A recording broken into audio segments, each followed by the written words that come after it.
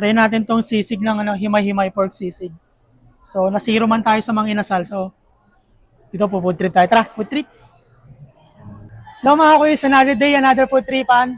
Ngayong araw na to, samahan niyo kami ni Ate May nyo. Habang nagbabrowse ako sa FB, may dumaan sa newsfeed ko na mura at masarap na food tripan. Nasa halagang 50 pesos, sigurado ako mabubusog na tayo dito. So yung mga kuys, nandito na tayo sa SM. So, nakita ko kasi mura, 50 pesos lang sa mga inasal mga kuys. Meron ng dalawang barbecue and then isang rice. So, malapit na tayo. Tama kayo na dinig mga kuys, mga inasal pala yung tinutukoy ko. Pero na-overlook ko yung promo nila mga kuys, July 23 pala, available yung promo nila rito.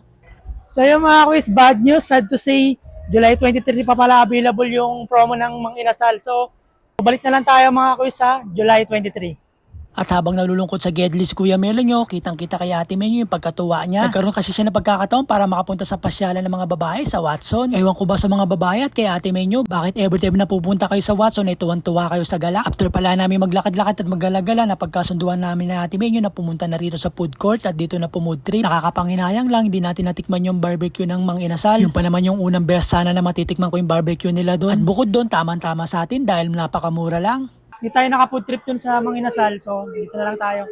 After pala namin mamili ng mga puputripin namin, namili naman kami ng inumin. Kwento ko lang mga quiz, nung panahon pala nagtatrabaho kami ni Ate Minyo sa SM, dito kami madalas mamili ng inumin. Feeling ko kasi every time na iniinumin namin to, parang napaka-healthy namin. At pagkalipas lang ng ilang minuto, ready na yung mga pagkain na in-order namin. Ito pala yung unang beses na matitikman ko yung pagkain ng himay-himay. Ito yung first time na matitikman namin tong Himay-himay. himay-himay.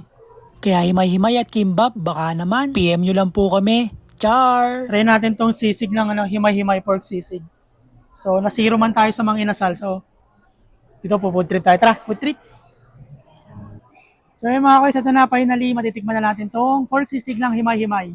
So, meron pala siyang itlog sa ibabaw. So, try na natin to. Kain po. So, yung mga kuys, try natin muna. So, lagyan natin muna ng kalamansi. Tsaka ang galing, no? Meron silang free na soup. No? Try nga natin muna yung soup nila. Okay din. 169 pala ito mga kuys, itong in-order natin na pork sisig ng himay-himay. First bite.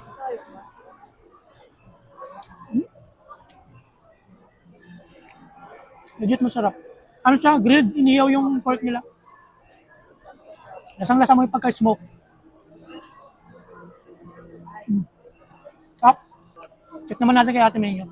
Yan, tignan natin mga kuys yung beef japchae ng Mr. Kimball. 149 lang. Masarap, hindi masyadong ma-overpower lasa. Okay na din for 149.